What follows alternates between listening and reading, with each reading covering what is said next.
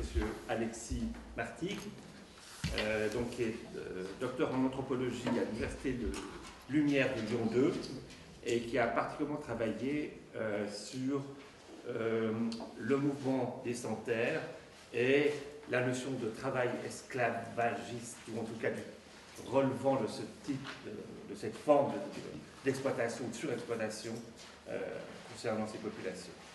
Je vous laisse la parole. Bien, bonjour à tous. Alors juste du coup pour préciser, c'est deux études différentes, c'est-à-dire que la thèse a été réalisée auprès de populations rurales avec le mouvement des sans-terre du Brésil, mais sur la thématique de la dignité et la reconnaissance sociale. Et pour cela, j'ai étudié les pratiques artistiques qu'ils utilisent pour restaurer une dignité aux populations rurales. Et actuellement, je suis en post-doctorat au CELAT à l'Université Laval, et là je mets une recherche sur la lutte contre le travail esclave aujourd'hui au Brésil.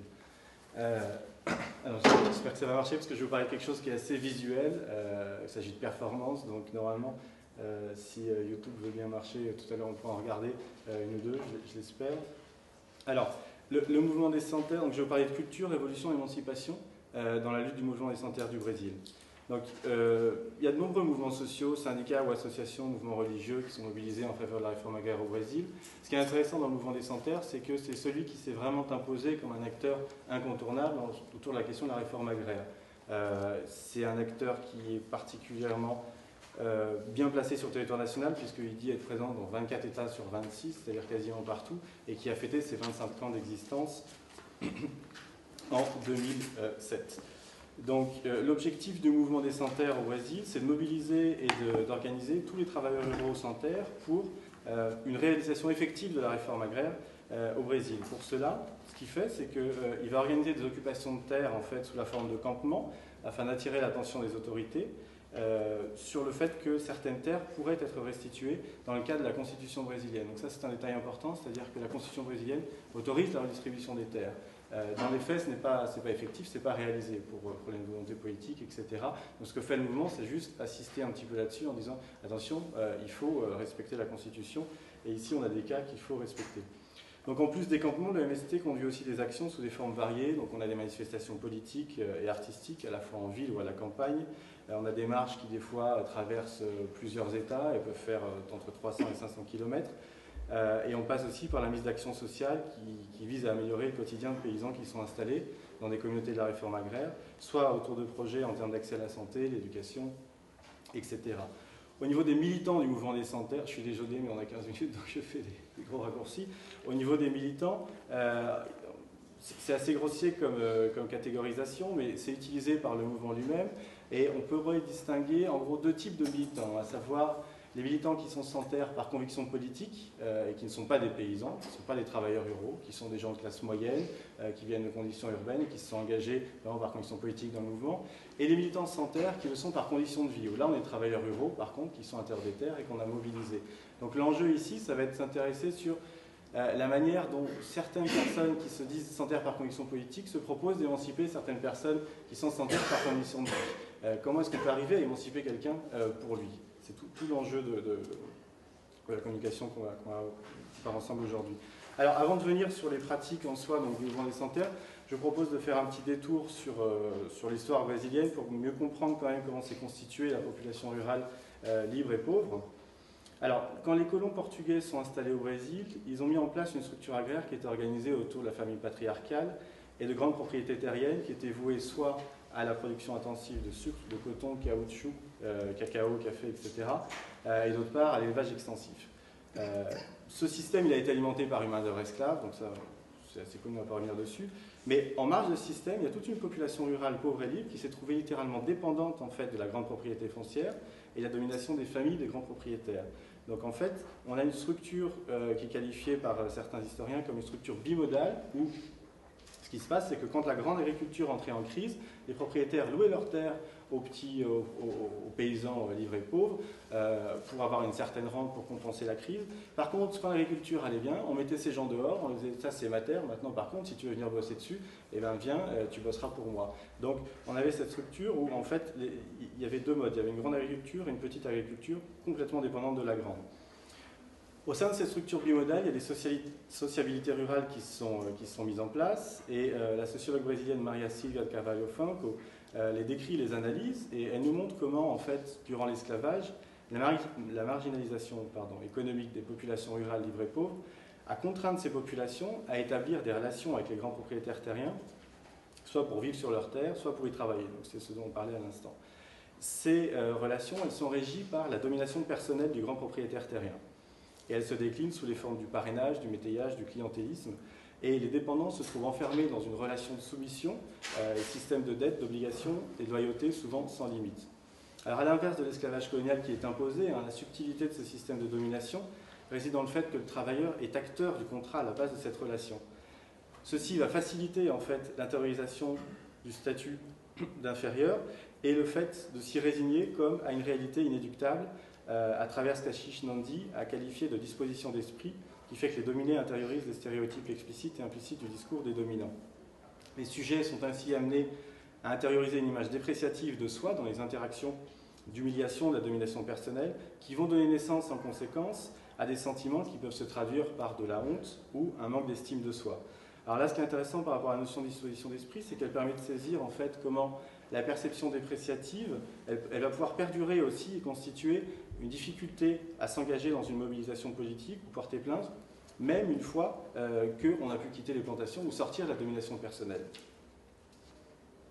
Donc les comportements inhérents aux relations de travail participent ainsi à la construction de la subjectivité des travailleurs ruraux en leur envoyant une image d'infériorité de la part de leurs patrons, qui résulte en une normalisation des hiérarchies sociales aux yeux de ces travailleurs ruraux, ainsi que des sentiments de résignation au manque d'estime de soi, rendant plus difficile la constitution du travailleur rural comme sujet politique engagé.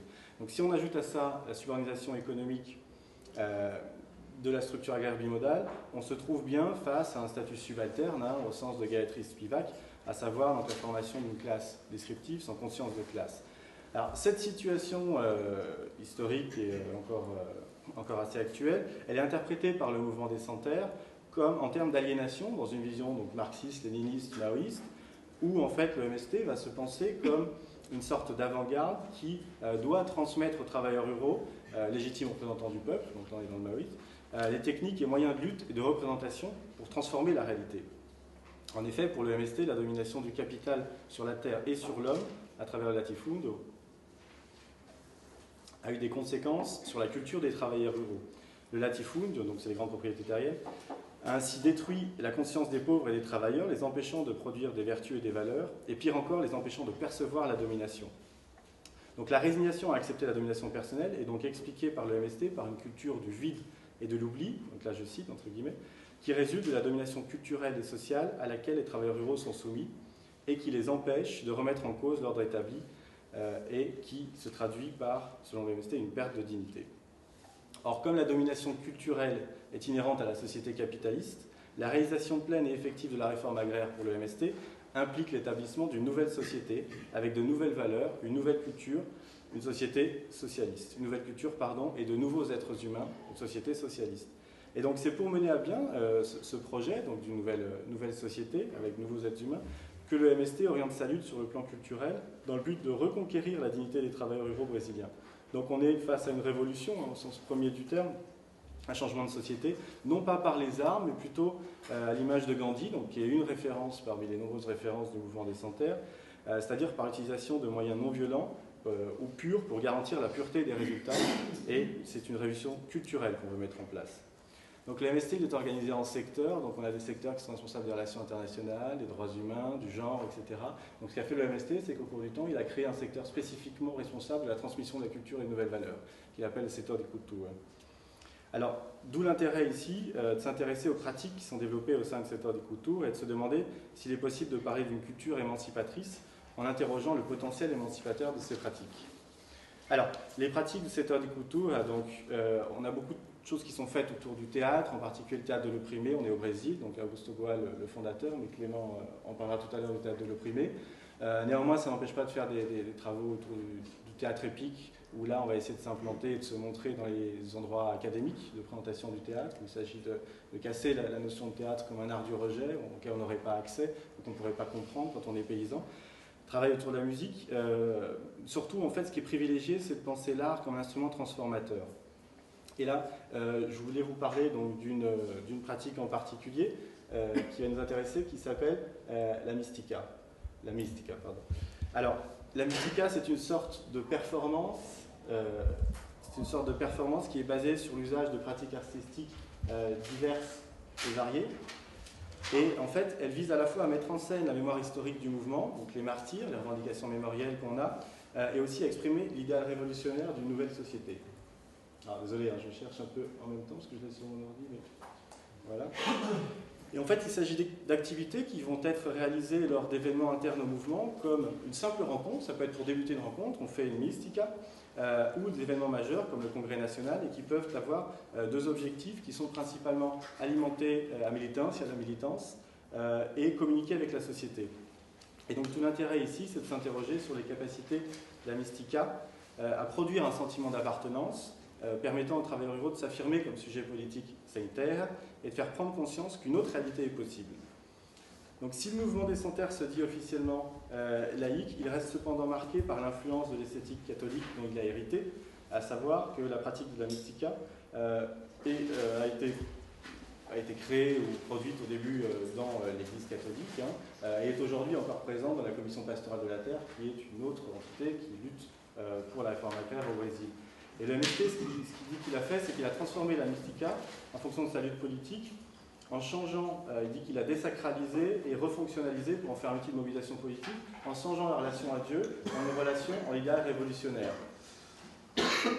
Et donc, la mystica vise ainsi à rappeler la mémoire historique tout en cultivant le projet socialiste du MST, présenté comme un rêve d'une vie digne, de justice et de liberté, afin de jouer un rôle central dans les processus d'expérimentation et de culture des valeurs, et donc ainsi transformer les êtres humains. Alors d'après le discours du MST, l'expérimentation des valeurs, elle est permise par la remémoration de la mémoire historique du MST et l'expression d'un horizon qui devrait provoquer chez les personnes qui participent ou assistent un sentiment d'injustice, à la fois mobilisateur et fédérateur. Et en ce sens, la mystica est censée permettre de dépasser les distinctions de statut et de classe entre les différents membres du mouvement et participants dont on parlait tout à l'heure. Alors, comme depuis tout à l'heure, je vous parle de performances, de choses qui sont assez esthétiques, je vous propose de regarder un petit peu pour que ce soit plus concret. Il nous reste 5 minutes, ça vous va? Ok, bah là c'est 1 minute 52 et après il me reste une page. Donc on va... Ça devrait être... Le son et tout, s'il vous plaît. Excusez-moi. Le son se situe où? C'est le petit câble noir qui est à côté de la prise bien dans le cœur.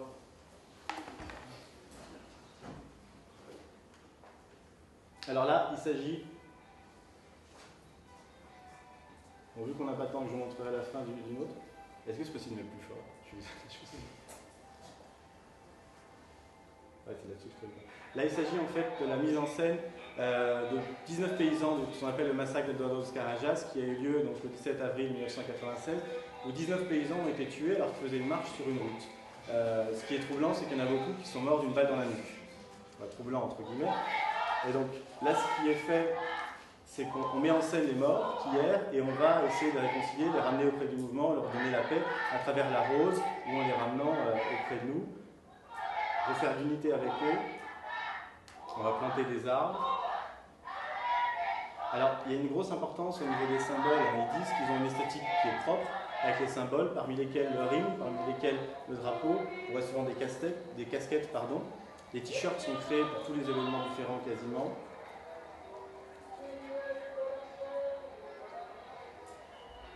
Et là, l'idée, c'est de dire ces personnes qui sont mortes font partie de notre lutte. En même temps, on va dire qu'on a aussi la mémoire d'esclaves marrons qui ont lutté, d'indigènes aussi qui ont lutté, donc, par exemple Zumbi, si certains connaissent, les Pétiérajou, ou des leaders de lutte messianico-religieuse de l'histoire du Brésil. L'idée, c'est de se dire, de donner une profondeur historique en fait à la lutte du mouvement. Alors, désolé, je coupe juste pour essayer de montrer la fin d'une autre, pour montrer, parce que là on est surtout sur le passé, la mémoration du passé, et celle-ci normalement montre, c'est sur le socialisme, donc c'est autour des 25 ans du mouvement. Je devrais faire apparaître plus sur la fin. Alors, je vais la laisser tourner en fait, et puis je vais continuer à parler. Par contre, est-ce que je peux vous faire embêter? Juste laisser un tout petit peu le son. Donc là, on voit bien les drapeaux, les casquettes, etc. Là, ce qui est intéressant, c'est qu'on est plus dans l'affirmation du projet socialiste. C'est pour ça que je vous la montre pour voir la différence. Alors, La mystica apparaît de manière générale dans la majorité des entretiens comme génératrice d'un sentiment qui résulte dans une volonté de continuer la lutte et qui tire sa force de son partage et qui est nourri par différents sentiments tels que la joie, la tristesse, l'énergie, l'indignation, l'inspiration, la force, la révolte ou l'amour. Les entretiens font aussi apparaître que la mystica permet de croire en une possible transformation, en quelque chose qui peut arriver. Donc le sentiment qu'on retrouve le plus, c'est le sentiment d'indignation qui est partagé par les personnes qui ont participé.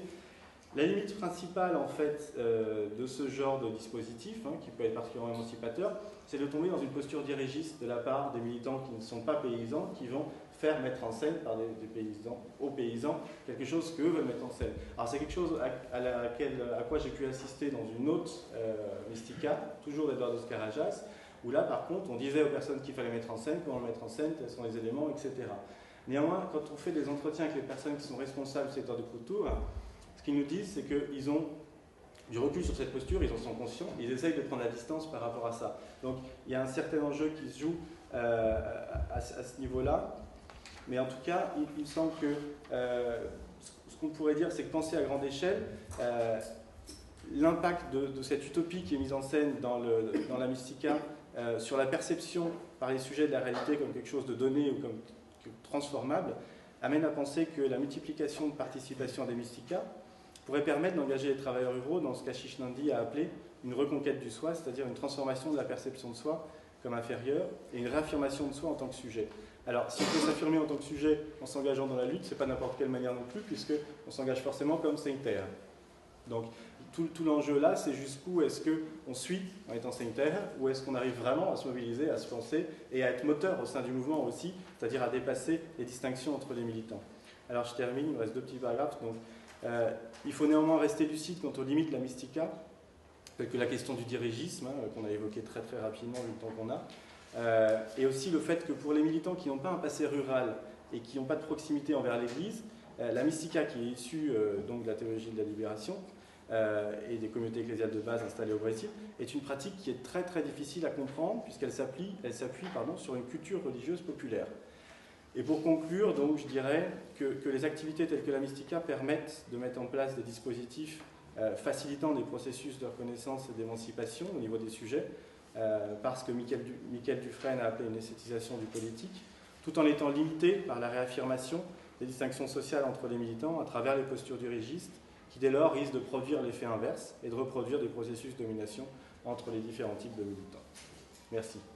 Voilà, alors là, je vais juste essayer d'avancer. Dans tous les paniers, vous avez une lettre du mot socialisme, et à la fin, donc, on les voit qui jettent des pétales de rose, les paniers sont retournés et on affiche le terme socialisme.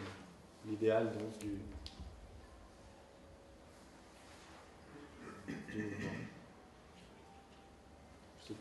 Parfait, merci beaucoup. Bon, voilà. Merci.